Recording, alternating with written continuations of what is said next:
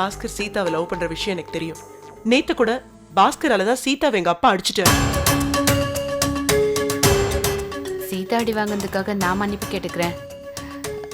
சீதாவோட அழகு, படிப்பு, குணம் இது எல்லாமே எங்க அண்ணனுக்கு ரொம்ப பிடிச்சி போச்சு. இவ்வளோ நாளும் கல்யாணம் வேணாம்னு சொன்னவர் இப்ப சீதாவை பார்த்த உடனே கல்யாணம் பண்ணிக்கிறேன்னு சொல்லியிருக்காரு. கஷ்டம் வந்தா விக்கிறதா நல்லது. வீட்டுக்கு லட்சுமியே நகைங்கதான்னு சொல்லுவாங்க. இதுவே போனா கண்டிப்பா வருத்தப்பட வேண்டிய விஷயம் தான். என்ன சொல்லிட்டு இப்ப நீங்க பிரச்சனை பண்ண போறீங்களா? அமைதியா பணத்தை வாங்கிட்டு வீட்டுக்கு போல வாங்க. துளசி, 6 செட்டு வளையல் வாங்கிக்க, ஒரு பெரிய திக்கா அடிக்க வாங்கிக்க, 3 செட்டு கம்மல் வாங்கிக்க, வேற என்ன வேணாலும் வாங்கிக்க. அது மட்டும் இல்ல, நீ என்னெல்லாம் எடுக்கிறியோ அதே மாதிரி இன்னொரு செட்டு நம்ம கிருஷ்ணா குட்டிக்கு எடுத்துரு. பணத்தை பத்தி எல்லாம் யோசிக்காதுன்னு.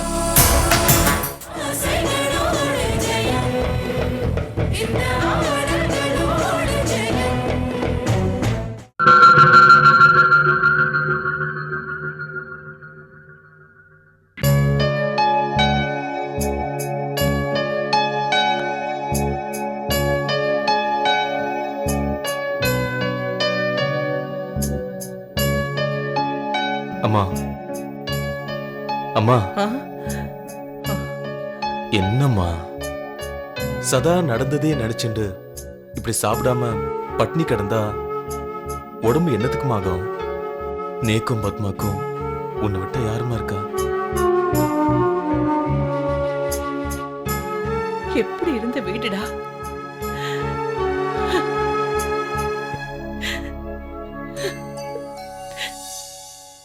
இன்னைக்கு மயான மாதிரி இருக்கு. ஒருத்தர் முகத்தை ஒருத்தர் பார்த்துக்கவே சங்கடமா இருக்கு. கடன் பட்டார் நெஞ்சம் போல் கலங்கினான் இலங்கை வேந்தன்னு படிக்கும்போது கடன் அந்த அளவுக்கு நெஞ்ச கலக்குமான்னு நினைச்சேன். இப்ப அதை அனுபவிக்கும் போதுதான் அது எவ்வளவு பெரிய உண்மைன்னு தெரியறது.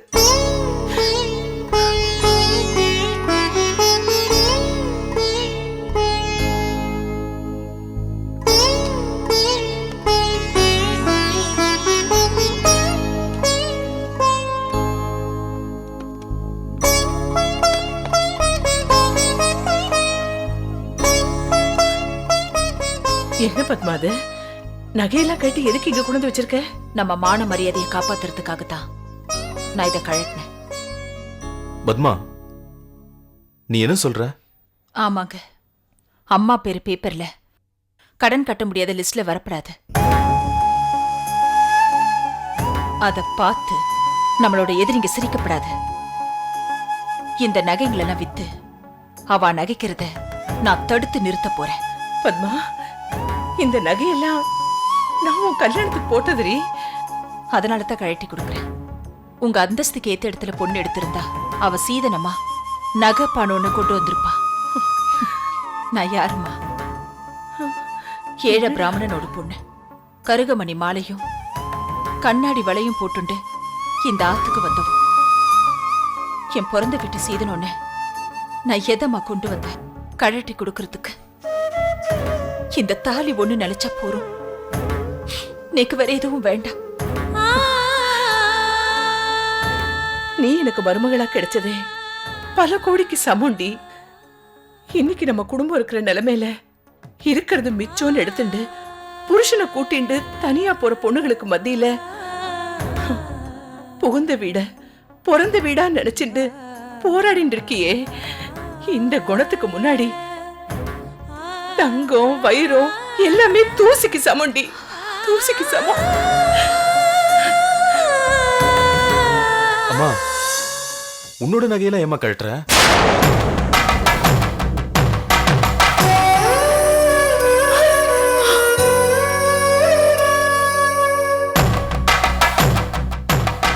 அம்மா, ஏமா உன் நகையெல்லாம் கழட்டுற? இவ எதுக்கு கழட்டி வச்சாளோ அதே காரணத்துக்கு தாண்டா. வந்தவளுக்கு இருக்கிற பொறுப்புணர்ச்சி கூட எனக்கு இல்லைன்னா நான் மனுஷியே இல்லடா.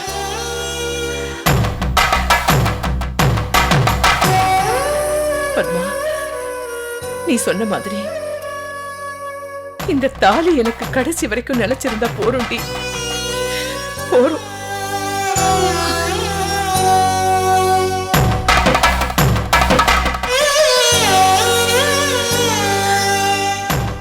பத்மா, எதுக்கு நீ குழந்தை கழுத்துல இருக்க நகையெல்லாம் கட்டுற? இவன் யாருமா? உங்க பேர குழந்தை, உங்க பிள்ளையோட ரத்தம், இந்த குடும்பத்தோட வாரிசு. அவனுக்கும் ரோஷம் இருக்காதா? பாட்டியும் அம்மாவும் இருக்கிறதெல்லாம் கழட்டி கொடுக்கறச்சே அவன் பங்குக்கு ஏதாவது செய்ய வேண்டாம்? அம்மா, இந்த பாவத்துக்கெல்லாம் அந்த படுபாவி சுதர்சனும் சக்கரவர்த்தியும் தண்டனை அனுபவிச்சே ஆகணுமா? அவன் சபிக்காதரா, ஏமா? ஏன்?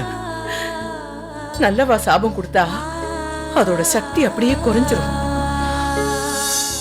அவ செய்யற பாவத்தை நம்ம மனசுக்குள்ளேயே போட்டு வச்சுக்கணும்டா. அப்பதான் அது ஒரு நாள் பூகம்பமா வெடிக்கும். அன்னைக்கு தாண்டா அவளோட அழிவே ஆரம்பமாகும். ஆமாண்ணா, அம்மா சொல்றது சரிதான். எதிரிய நினைச்சிட்டே இருந்தா கோவம் தான் வரும். இப்ப நமக்கு கோவம் வரப்படாது, வேகம் வரணும். வாழ்க்கையில போராடி ஜெயிக்கணுங்கிற வேகம் வரணும். அம்மா, இந்த நகைகள் எல்லாம் வித்து பேங்க் வட்டியை கட்டிடலாம். ஒரு காலத்துல இந்த நகையெல்லாம் போட்டுண்டு நான் ரொம்ப அகங்காரத்தோட வாழ்ந்தேன்.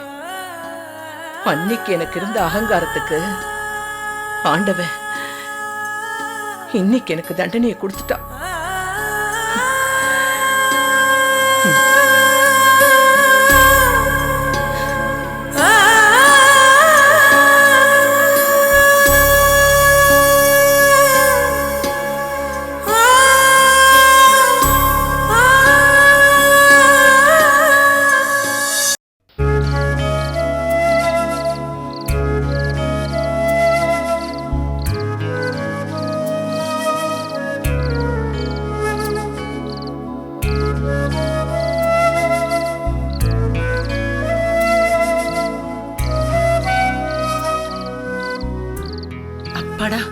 மித்தத்துல படுத்துண்டா எவ்வளவு ஜில்லுன்னு காத்தடிக்கிறதுல. இப்பதான் தெரியுது கவிஞர்கள்லாம் ஏன் நிலாவை வச்சு பாட்டு எழுதுறாங்கன்னு. நிலாவை பாக்குறதுக்கு ரொம்ப அழகா இருக்குல்ல? சீதா, நான் பேசுறது கேட்கலையா? என் மேல உனக்கு ஏதாவது கோவமா? எனக்கு இந்த ஆத்துல யாரடி இருக்கா? கட்டின புருஷனும் சரி கிடையாது. ராத்திரி எந்த நேரத்துல வருவார், எப்ப போவார்னு யாருக்குமே தெரியாது. இல்ல வாரி அணைச்சு கொஞ்சலானா அதுக்கு ஒரு குழந்தையும் இல்ல. அப்பா கிட்ட என்னோட மனவேதனையை நான் போய் சொல்ல முடியுமாடி? அதனால்தான் உன்கிட்ட என்னோட குறைகள் எல்லாம் சொல்லிட்டு இருக்கேன். என் மேல நோக்கு பாசம் இருக்க மாதிரி நடிக்கிறல்ல? என்னடி சொல்ற? நான் நடிக்கிறேனா? ஆமா, உண்மையிலேயே நோக்கு என் மேல பாசம் இருந்திருந்தா அப்பா என்ன திட்டி அடிச்சு போது நீ அப்படி ஒரு வார்த்தையை சொல்லுவியா? நான் என்னடி சொன்னேன்? எதுவுமே தெரியாத மாதிரி பேசாத, பாஸ்கர் கூட பழகாதன்னு நான் என்னமோ தப்பு பண்ண மாதிரி இல்ல பேசினேன். அதத்தான் சொன்னேன். அந்த நேரத்துல வாய் தவறி வந்த வார்த்தை அது. அதை போய் பெருசா எடுத்துட்டு இருக்கே நீ. இருந்தாலும் உன்கிட்ட நான் அந்த வார்த்தையை எதிர்பார்க்கல. தெரியாம சொல்லிட்டேன்டி. பேசாது. நான் உன்கிட்ட இது வரைக்கும் ஏதாவது ஒண்ணு மறைச்சிருக்கேனா? பாஸ்கரை நான் பார்த்த நாள்ல இருந்து இன்ன வரைக்கும் எங்களுக்குள்ள எந்த விஷயம் நடந்தாலும் ஒண்ணு விடாம உன்கிட்ட நான் சொல்லியிருக்கேன்ல. நான் உன்னை தப்பாவே நினைக்கல சீதா. இருந்தாலும் நீ வயசுக்கு வந்த பொண்ணு பாத்தியா? நாளைக்கு ஒருத்தரை கல்யாணம் பண்ணிட்டு சந்தோஷமா வாழ வேண்டியவ. சுருக்கமா சொல்ல போனா, முள்ளு மேல புடவை விழுந்தாலும் புடவை மேல முள்ளு விழுந்தாலும் பாதிப்பு புடவைக்கு தானேடி. நேக்கு நன்னா தெரியும்க்கா. இன்னைக்கு கூட பாஸ்கர் என்ன ஹாஸ்பிட்டல் கிட்ட டிராப் பண்ண வரச்ச என் கையை பிடிச்சிண்டு நான் உன்னை மனசார நேசிக்கிறேன், உன் முடிவு என்னன்னு கேட்டார். நான் அதுக்கு என்ன சொன்னேன் தெரியுமா? அப்படி என்னை கல்யாணம் பண்ணிக்க உங்களுக்கு விருப்பம் இருந்தா ஆத்துக்கு வந்து அப்பா கிட்ட பேசுங்கன்னு சொன்னேன். நான் அவர் கூட ஒன்னும் பீச்சு பார்க்குன்னு ஊரை சுத்தலையேக்கா. சீதா, இது வரைக்கும் நடந்தது எல்லாத்தையும் மறந்துடும். இனிமே உன் மனசு நோகுற மாதிரி நான் எதுவுமே பேச மாட்டேன். போருமா? வேணும்னா தோப்புக்கரணை வேணா நான் போடட்டுமா? வேண்டாம் வேண்டாம், அப்புறம் ஆத்துக்காரர் கோச்சுக்கு போறாரு. ஆமா, என்ன உள்ள ஏதோ உருள்ற சத்தம் எல்லாம் கேக்குறது? எங்க அத்தைக்கார் தான் திருட்டு போன ஏதோ பாத்திரத்தை போட்டு உடைக்கிற மாதிரி அங்க உள்ள சாப்பிடறதுக்கு ஏதாவது இருக்கான்னு கிச்சன்ல உருட்டி பார்த்துட்டு இருக்காரு. ஓஹோ, உன் புருஷனுக்கு ஏதாவது ஸ்பெஷலா சாப்பிட வச்சிருக்கியா? ஒன்னும் இல்ல, குடிக்கிற தண்ணியை வடிகட்டி பிடிச்சி வச்சிருக்கேன். குடிச்சிட்டு வந்து படுத்துப்பார். சீதா, எனக்கு அமைஞ்ச மாதிரி இல்லாம உனக்காவது ஒரு நல்ல வாழ்க்கை அமையணுண்டி. இதுதான் நான் ஆண்டவன் கிட்ட வேண்டின்னு இருக்கேன். சரி வா, நேரம் ஆகுது, படுத்துக்கலாம். படுத்துக்கோ, வா.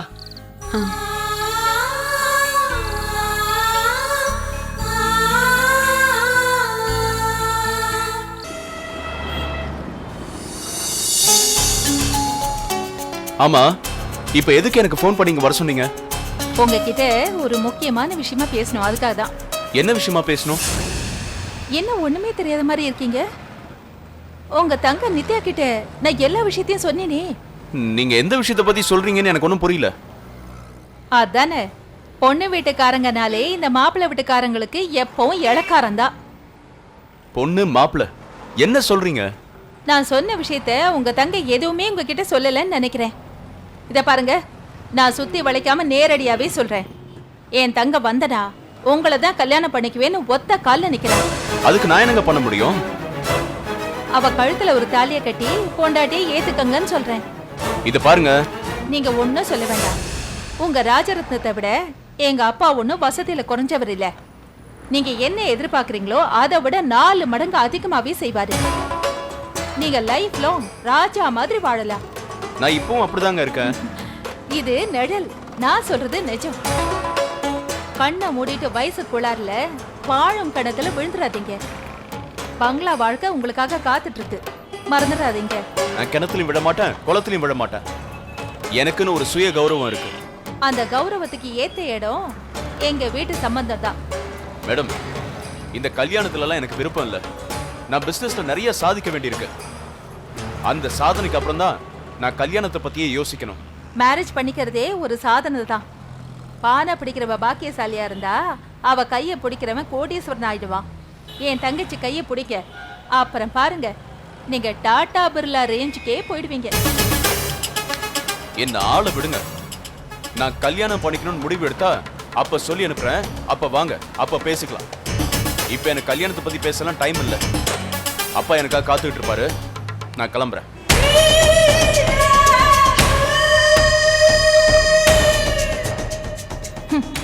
அப்பா புள்ள உறவெல்லாம் எத்தனை நாளைக்கு? இந்த சௌந்தர்யா எதையும் சுலபமா நினைக்க மாட்டா. அப்படி நினைச்சிட்டா முடிக்காம விட மாட்டா. மச்சனனையே வீட்டை விட்டு வெளியே அனுப்பினவர் நான். உன்னை என் வீட்டுக்குள்ள மாப்பிள்ளைய வரவழைக்க முடியாதா என்ன? வரவழைச்சு காட்டுறேன்.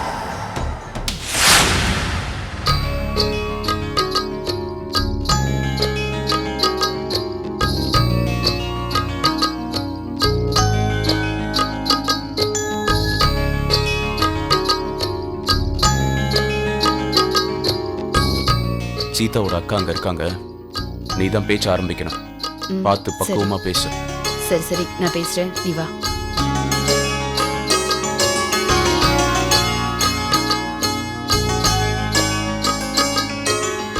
எப்படி இருக்கீங்க மன்னி?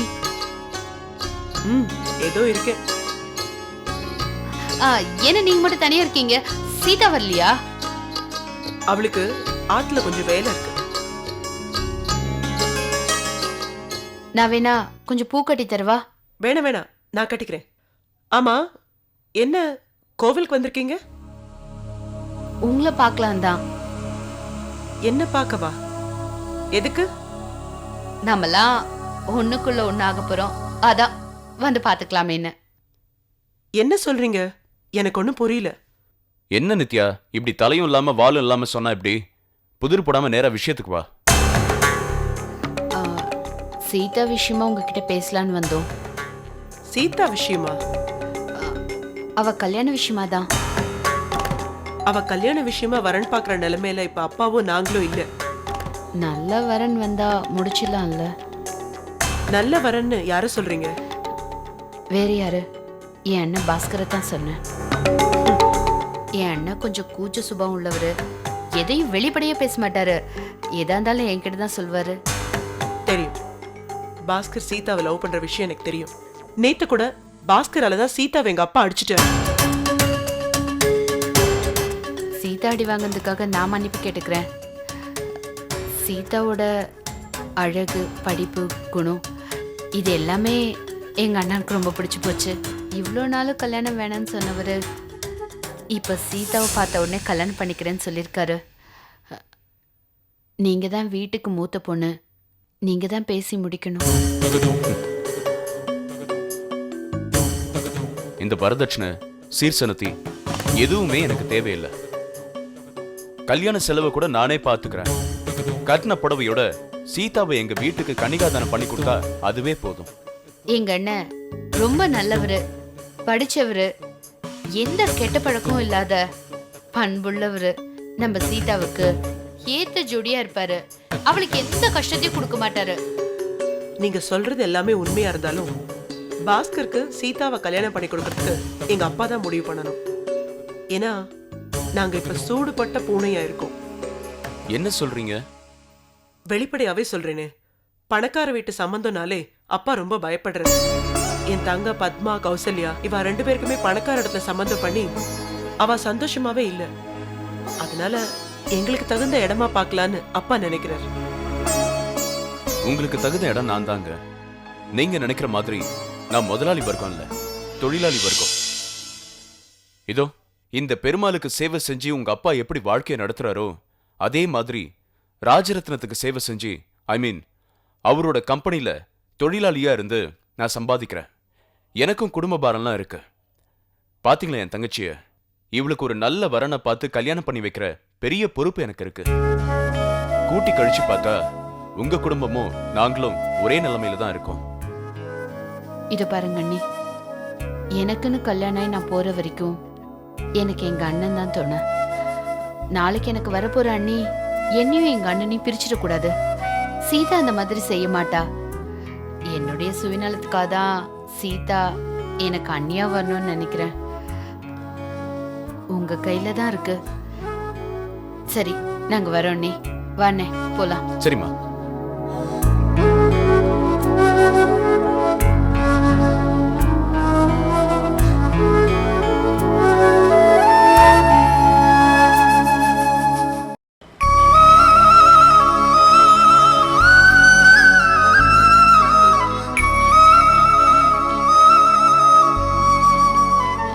இந்த பக்கம் போது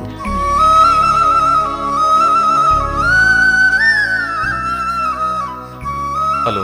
ஹலோ, என்ன வேணும்?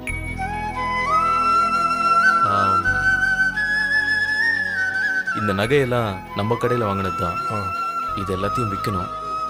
இந்தாங்க. அவசரமா பணம் தேவைப்பட்டதுன்னா அடமானம் வச்சிடலாமே. பத்மா, இவர் சொல்ற மாதிரி நகையை அடமானம் வச்சிடலாமா? அடமானம் வச்சா அது மாசம் மாசம் வட்டி ஏறிண்டே போகும். அதை யார் கட்டுறது? மொத்தமா நகை முழுகி போயிடும். பணம் பாதி கூட நம்ம கைக்கு வந்து சேராது. நகையும் போய் நாம நஷ்டமும் பட வேண்டியிருக்கோம்னா, இது விக்கிற காலம்னா கண்டிப்பா வாங்குற காலம் ஒண்ணு வரும். அப்போ வாங்கிடலாம். சரி பத்து. நீங்க மொத்தமா எடுத்துட்டு பணம் கொடுத்துருங்க. ஓகே மேடம், உங்க இஷ்டம். இதை வே பண்ணுங்க.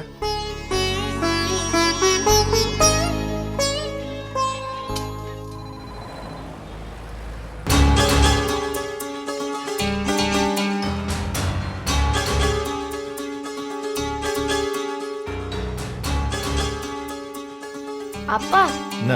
பத்மா ஆண்டியும் சிவர்சன் அங்கிளும் அதுவும் அங்க இருக்காங்க. ஷோ, இப்போ அவங்க யாரும் நாம யாரும் பேசாம என் கூட வரணும், புரிஞ்சுதா? வா.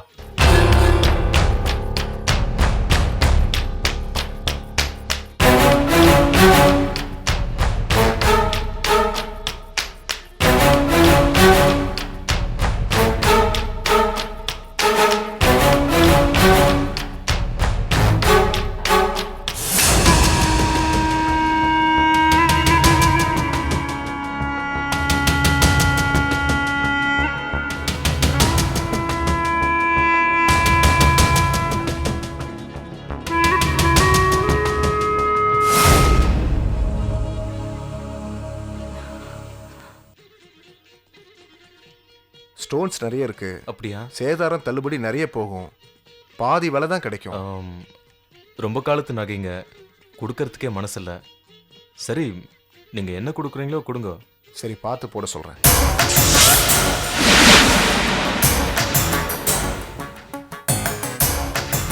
சார், என்ன பாலிஷ் போட கொடுத்துருக்காங்களா எல்லாத்தையும்? இல்ல சார், விற்க வந்திருக்காங்க.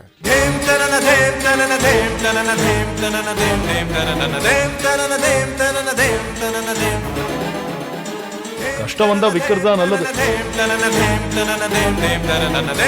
வீட்டுக்கு லட்சுமியே நகைங்க தான் சொல்லுவாங்க. அதுவே போனா கண்டிப்பா வருத்தப்பட வேண்டிய விஷயம் தான். என்ன சொல்லிட்டு இப்ப நீங்க பிரச்சனை பண்ண போறீங்களா? அமைதியா பணத்தை வாங்கிட்டு வீட்டுக்கு போல வாங்க. துளசி, 6 செட்டு வளையல் வாங்கிக்க, ஒரு பெரிய திக்கா அடிக்க வாங்கிக்க, 3 செட்டு கம்மல் வாங்கிக்க, வேற என்ன வேணாலும் வாங்கிக்க. அது மட்டும் இல்ல, நீ என்னெல்லாம் எடுக்கிறியோ அதே மாதிரி இன்னொரு செட்டு நம்ம கிருஷ்ணா குட்டிக்கு எடுத்துரு. பணத்தை பத்தி எல்லாம் யோசிக்காதுன்னு.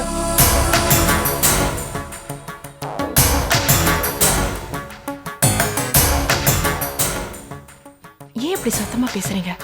வாங்குறத சும்மா வாங்கிட்டு போயிடலாம்ல. இது என்ன ஆஸ்பத்திரியா அமைதியா இருக்கிறதுக்கு? நகை கடை கலகலப்பா தான் இருக்கணும். நாம நகை வாங்க வந்தவங்க ஜாலியா தான் இருப்போம். மத்தவங்க மாதிரி விற்க வந்தாதான் சோகமா இருக்கணும். புரிஞ்சுதா? கெட்டது நினைச்சா எல்லாமே கைவிட்டு தான் போகும். நல்லது நினைச்சா நம்மள தேடி எல்லாமே வரும். நீ வாங்கு. ஸ்ரீதேவியை வாங்க வந்த இடத்துல மூதேவிங்களெல்லாம் பார்க்க கூடாது. புரிஞ்சுதா?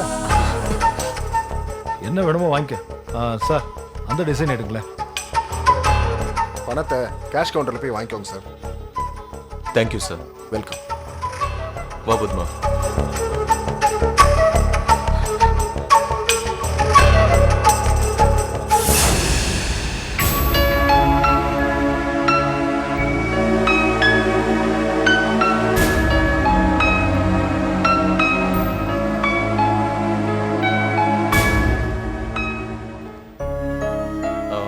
பத்து, நீ ஆத்துக்கு போ. நான் பேங்க்குக்கு போய் இந்த பணத்தை கட்டிட்டு வந்துடுறேன். இவ்வளவு பணத்தை எடுத்துட்டு தனியா எப்படி நான் போவேன்? வேண்டாம், நானும் கூட வரேன். பத்து, பணத்தை தொலைக்கிறதுக்கு நான் சின்ன குழந்தையா? அம்மா ஆத்துல என்னாச்சுன்னு டென்ஷனா இருப்பா. நீ முதல்ல ஆட்டோ எடுத்துட்டு ஆத்துக்கு போ. நான் பணத்தை கட்டிட்டு வந்துடுறேன். போ. சரி அண்ணா. Thanks madam. Thanks. அடிக்கடி வாங்க. ஹலோ. பிரபல தொழிலதிபர் ரங்கநாயகியோட மருமக பத்மா தன் கஷ்டத்துக்காக நகைகளை விற்கிறத பார்க்கும்போது ரொம்ப சந்தோஷமா இருக்கு. நகை கடையில உங்ககிட்ட நிறைய பேசணும்னு நினைச்சேன். ஆனா 4 பேருக்கு முன்னாடி வேண்டான்னு டீசெண்டா 2 வார்த்தையோட நிறுத்திக்கிட்டேன். இப்ப தனியா மாட்டிக்கிட்டேன் இல்லையா?